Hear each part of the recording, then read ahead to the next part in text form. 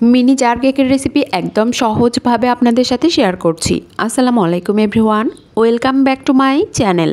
মাত্র 3টা ডিম দিয়ে কতগুলো মিনি জার কেক তৈরি করে নিলাম, আর কেক কতটা পারফেক্ট হলো সব কিছু আপনাদের সাথে ডিটেলসে শেয়ার করব। যারা কেক তৈরিতে একেবারেই নতুন তারাও কিন্তু রেসিপি শুরু থেকে শেষ পর্যন্ত সবগুলো স্টেপ ফলো করে একদম পারফেক্টভাবে এই কেক তৈরি করে নিতে পারবেন ইনশাল্লাহ। এই কেক তৈরি করা যেমন সহজ, খেতেও হয় অনেক বেশি মজার। তাহলে আর কথা না বাড়িয়ে চলে যাচ্ছি মূল রেসিপিতে।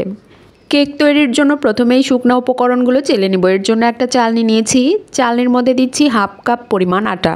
আপনারা চাইলে আটার পরিবর্তে ময়দাও ব্যবহার করতে পারেন। 2 টেবিল চামচ পরিমাণ কোকো পাউডার, 1 টেবিল চামচ পরিমাণ কর্নফ্লাওয়ার, 1 টেবিল চামচ পরিমাণ গুঁড়া দুধ। গুঁড়া দুধ একেবারেই অপশনাল, হাতের কাছে থাকলে দিবেন, না থাকলে স্কিপ করতে পারেন। তবে গুঁড়া দুধ অ্যাড করলে কেকের টেস্ট অনেক গুণ বেড়ে যায়। 1 চা চামচের 4 ভাগের 3 ভাগ পরিমাণ বেকিং পাউডার, 1/4 চা চামচ পরিমাণ বেকিং সোডা। এখন সবগুলো ভালোভাবে চেলে নিচ্ছি। যে কোনো কেক তৈরি করার ক্ষেত্রে অবশ্যই চেষ্টা করবেন শুকনো উপকরণগুলো চেলে নিতে, এতে করে আটার মধ্যে বাতাস শামিল হবে আর কেক ফুলতে অনেক বেশি সাহায্য করবে। সবগুলো চেলে নেওয়া হয়ে গেছে, এবার একটা স্প্যাচুলার সাহায্যে সবগুলো ভালোভাবে মিশিয়ে নিচ্ছি। মেশানো হয়ে গেছে, এখন এগুলো একটা সাইডে রেখে দিচ্ছি। ডিমের ম্যারাং তৈরির জন্য অপর একটি মিক্সিং বোলে নর্মাল তাপমাত্রার 3টি ডিম আগে থেকেই ভেঙে নিয়েছি। এবার এর সাথে অ্যাড করছি হাফ কাপ পরিমাণ চিনি। আমার মনে হয় 3টা ডিমের ম্যারাং তৈরি করতে হাফ কাপ পরিমাণ চিনি পারফেক্ট। তবে আপনারা আপনাদের টেস্ট বুঝে চিনির পরিমাণ কমিয়ে বা বাড়িয়ে নিতে পারেন। সামান্য লবণ, যে কোনো মিষ্টি খাবারে সামান্য লবণ দিলে খাবারে ব্যালেন্স হয়। তবে যারা পছন্দ করেন না তারা বাদ দিতে পারেন। এবার একটা ইলেকট্রিক বিটারের সাহায্যে বিট করে নিচ্ছি পারফেক্টভাবে ডিমের ম্যারাং তৈরি হওয়া পর্যন্ত। এই পর্যায়ে বিটারের স্পিড রয়েছে মিডিয়ামে। ডিমের ম্যারাং যখন ঠিক এরকম টেক্সচারে আসবে, অর্থাৎ ওপর থেকে ফেললে সাথে সাথে মিলিয়ে যাচ্ছে না, কয়েক সেকেন্ড পর মিলিয়ে যাচ্ছে, ঠিক সেই পর্যায়ে এর সাথে অ্যাড করছি 1/4 চা চামচ পরিমাণ চকলেট ইমালশন, 2 টেবিল চামচ পরিমাণ রেগুলার রান্নার তেল। এখানে অবশ্যই রান্নার সাদা তেলটাই ব্যবহার করতে হবে, কোনো রকম ফ্লেভারফুল তেল ব্যবহার করা যাবে না। স্পঞ্জ কেক তৈরি করার ক্ষেত্রে তেল ব্যবহার না করলেও চলে, তবে 2 টেবিল চামচ পরিমাণ তেল দেওয়ার ফলে কেক অনেকটা সফট হবে। তেল অ্যাড করার পর 20 থেকে 25 সেকেন্ড ভালোভাবে বিট করে নিচ্ছি। এই পর্যায়ে ওভার বিট করা যাবে না, তাহলে কেক তৈরি করার পর ফুলে আবার চুপসে যেতে পারে। 20 থেকে 25 সেকেন্ড বিট করা হয়ে গেছে, এখন এর সাথে অল্প অল্প করে শুকনো উপকরণগুলো অ্যাড করে ভালোভাবে মিশিয়ে নিচ্ছি।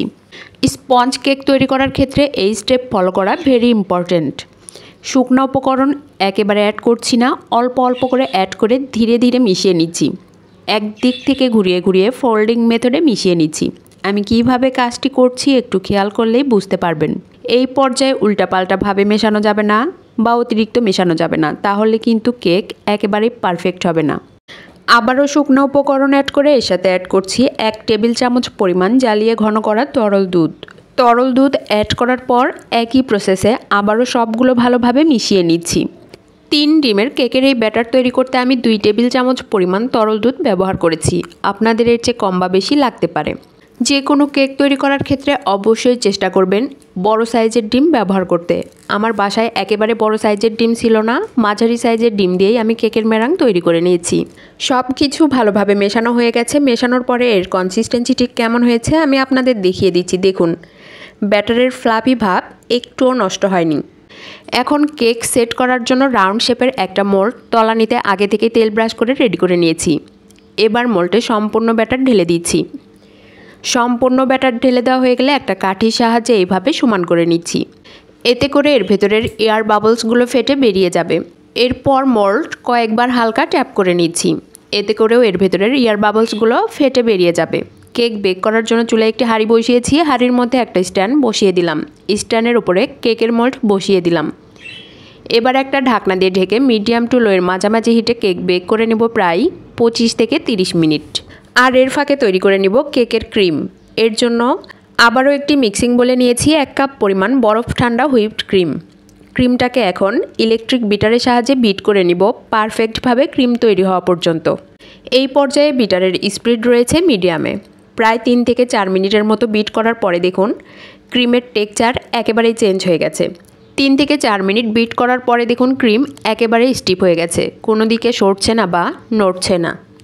এই পর্যায়ে এর সাথে অ্যাড করছি 1/4 চা চামচ পরিমাণ চকলেট ইমালশন। এরপর অ্যাড করছি চকলেট গানাশ। এখানে আমি 75 গ্রাম ডার্ক চকলেটের সাথে 2 টেবিল চামচ পরিমাণ তরল দুধ অ্যাড করে ডাবল বয়লারে মেল্ট করে নিয়েছি। সেখান থেকেই অর্ধেক পরিমাণ চকলেট গানাশ অ্যাড করে ভালোভাবে মিশিয়ে নিচ্ছি। মেশানো হয়ে গেলে এই ক্রিম একেবারে রেডি হয়ে যাবে। সব কিছু ভালোভাবে মিশিয়ে নিয়েছি, ক্রিম একেবারে রেডি। এখন এটাকে সাইডে রেখে দিচ্ছি। এদিকে কেক নামিয়ে ঠান্ডা করে নিয়েছি। কেক কতটা পারফেক্ট হয়েছে সেটা নিশ্চয়ই দেখে আপনারা বুঝতে পাচ্ছেন। কেকটাকে 4টে স্লাইস করে কেটে নিয়েছি। এখন এখান থেকে একটা স্লাইস নিয়ে কুকি কাটারের সাহায্যে ছোট ছোট পিস করে কেটে নিব।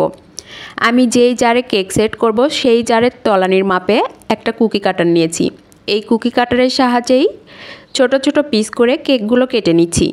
জারের তলানিতে সেট করার জন্য এই সাইজের করে কেটে নিচ্ছি, আর যেটা উপরে সেট করব তার জন্য এর থেকে একটু বড় সাইজের কুকি কাটার দিয়ে কেটে নিয়েছি। সবগুলো কেটে নেওয়া হয়ে গেছে। এখন দেখুন এই জারগুলোতেই কেক আমি সেট করব।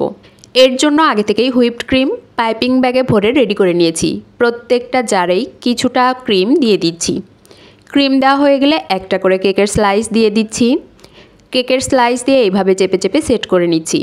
আমি আগে থেকেই হাফ কাপ পানির সাথে 3 টেবিল চামচ পরিমাণ চিনি ভালোভাবে মিশিয়ে সুগার সিরাপ তৈরি করে নিয়েছি। এবার একটা ব্রাশের সাহায্যে সবগুলো কেকের উপরে সুগার সিরাপ দিয়ে দিচ্ছি। সুগার সিরাপ দেওয়া হয়ে গেলে ক্রিম দিয়ে এর উপরে সমান করে একটা লেয়ার দিয়ে দিচ্ছি।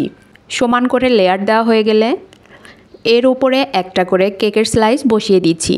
একটু বড় সাইজের যেই স্লাইসগুলো কেটেছিলাম সেগুলোই ওপরে বসিয়ে দিচ্ছি। দেখুন দেখতে কতটা সুন্দর হয়েছে। আবারও একই প্রসেসে সুগার সিরাপ ব্রাশ করে এর উপরে ক্রিম দিয়ে সুন্দরভাবে সাজিয়ে নিচ্ছি।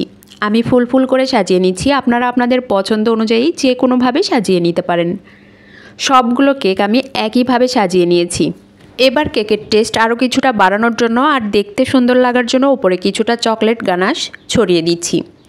আমি কিভাবে কাজটি করছি একটু খেয়াল করলে বুঝতে পারবেন। সবগুলো একইভাবে ডেকোরেশন করা হয়ে গেছে। এবার জারগুলো ঢাকনা লাগিয়ে বন্ধ করে দিচ্ছি।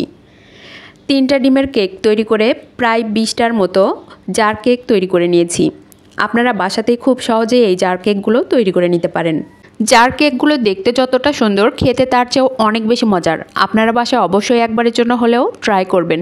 আশা করি আমার রেসিপি আপনাদের সকলেরই অনেক ভালো লেগেছে। এতক্ষণ আমার সাথে থাকার জন্য সবাইকে অনেক অনেক ধন্যবাদ। আসসালামু আলাইকুম, আল্লাহ হাফেজ।